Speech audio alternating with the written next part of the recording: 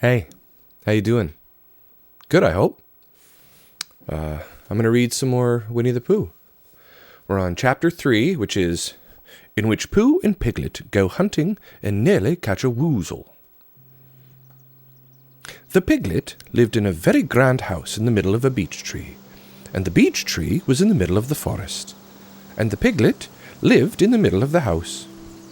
Next to his house was a piece of broken board which had Trespassers W on it. When Christopher Robin asked the piglet what it meant, he said it was his grandfather's name, and had been in the family for a long time. Christopher Robin said you couldn't be called Trespassers W, and Piglet said yes, you could, because his grandfather was, and it was short for Trespassers Will, which was short for Trespassers William. And his grandfather had had two names in case he lost one. Trespassers after an uncle, and William after Trespassers. "I've got two names," said Christopher Robin carelessly. "Well, there you are. That proves it," said Piglet. One fine winter's day, when Piglet was brushing away the snow in front of his house, he happened to look up, and there was Winnie the Pooh.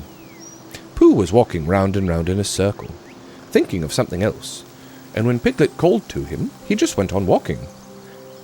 "Hello," said Piglet. "What are you doing?" "Oh, hunting," said Pooh. "Hunting what?" "Oh, tracking something," said Winnie the Pooh very mysteriously. "Tracking what?" said Piglet, coming closer. "Oh, that's just what I ask myself. I ask myself, what?" "Well, what do you think you'll answer?" "Oh, I shall have to wait to see until I catch up with it," said Winnie the Pooh. "Oh, now look here." He pointed to the ground in front of him. "What do you see there?" "Tracks. Paw marks," said Piglet. He gave a little squeak of excitement. "Oh, Pooh, do you think it's a Woozle?" "It may be," said Pooh. "Sometimes it is, and sometimes it isn't. You never can tell with paw marks." With these few words he went on tracking, and Piglet, after watching him for a minute or two, ran after him. Winnie the Pooh had come to a sudden stop and was bending over the tracks in a puzzled sort of way. What's the matter?" said Piglet. "Oh, it's a very funny thing," said Bear. "But there seems to be two animals now. This, whatever it was, has been joined by another, whatever it is. And the two of them are now proceeding in company. Would you mind coming with me, Piglet, in case they turn out to be hostile animals?" Piglet scratched his ear in a nice sort of way, and said that he had nothing to do until Friday, and would be delighted to come, in case it really was a Woozle. "Oh, you mean in case it really is two Woozles?"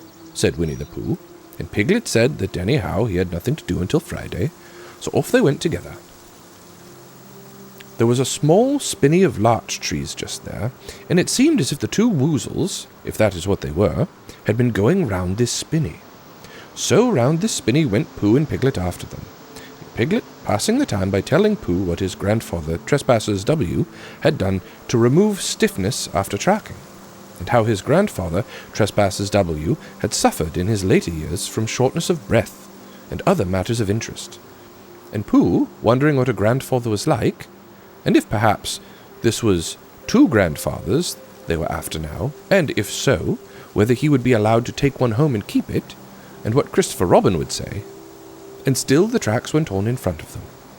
Suddenly Winnie the Pooh stopped and pointed excitedly in front of him. "Oh, look!" "What?" said Piglet with a jump. And then, to show that he hadn't been frightened, he jumped up and down once or twice in an exercising sort of way. "Oh, the tracks!" said Pooh. "A third animal has joined the other two." "Pooh!" cried Piglet. "Do you think it's another Woozle?" "Oh, no," said Pooh, "because it makes different marks.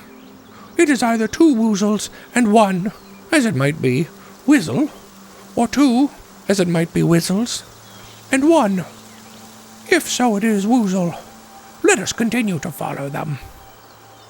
So they went on, feeling just a little anxious now, in case the three animals in front of them were of hostile intent, and Piglet wished very much that his grandfather, T.W., were there, instead of elsewhere, And Pooh thought how nice it would be if they met Christopher Robin suddenly, but quite accidentally.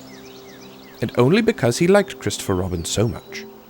And then, all of a sudden, Winnie the Pooh stopped again and licked the tip of his nose in a cooling manner, for he was feeling more hot and anxious than ever in his life before. There were 4 animals in front of them. "Do you see, Piglet? Look at their tracks. 3, as it were, Woozles, and 1, as it was, Woozle. Another Woozle has joined them." And so it seemed to be.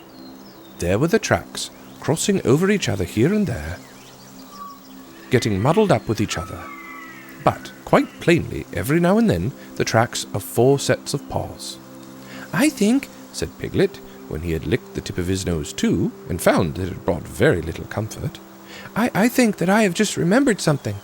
I have just remembered something that I forgot to do yesterday, and shan't be able to do tomorrow. So I suppose I really ought to go back and do it now." "We'll do it this afternoon, and I'll come with you," said Pooh. "It isn't the sort of thing you can do in the afternoon," said Piglet quickly. "It's a very particular morning thing. It has to be done in the morning, and if possible, between the hours of, what would you say the time was?" "About 12, said Winnie the Pooh, looking at the sun. "But between, as I was saying, the hours of 12 and 12:05. So really, dear old Pooh, if you'll excuse me." "What's that?" Pooh looked up at the sky, and then, as he heard the whistle again, he looked up into the branches of a big oak tree, and then he saw a friend of his. "It's Christopher Robin," he said. "Ah, then you'll be all right," said Piglet. You'll be quite safe with him. Goodbye." And he trotted off home as quickly as he could, very glad to be out of all danger again. Christopher Robin came slowly down his tree. "Silly old bear," he said. "what were you doing?" "First, you went round the spinney twice by yourself, and then Piglet ran after you, and you went round again together. And then you were just going round a 4th time." "Oh, well, wait a minute," said Winnie the Pooh, holding up his paw. He sat down and thought in the most thoughtful way he could think. Then he fitted his paw into one of the tracks, and then he scratched his nose twice and stood up. "Yes," said Winnie the Pooh. "I see now," said Winnie the Pooh. "I have been foolish and deluded," said he. "and I am a bear of no brain at all." "Well, you're the best bear in all the world," said Christopher Robin soothingly. "Am I?" said Pooh hopefully, and then he brightened up suddenly. "Anyhow," he said, "it is nearly luncheon time." So he went home for it.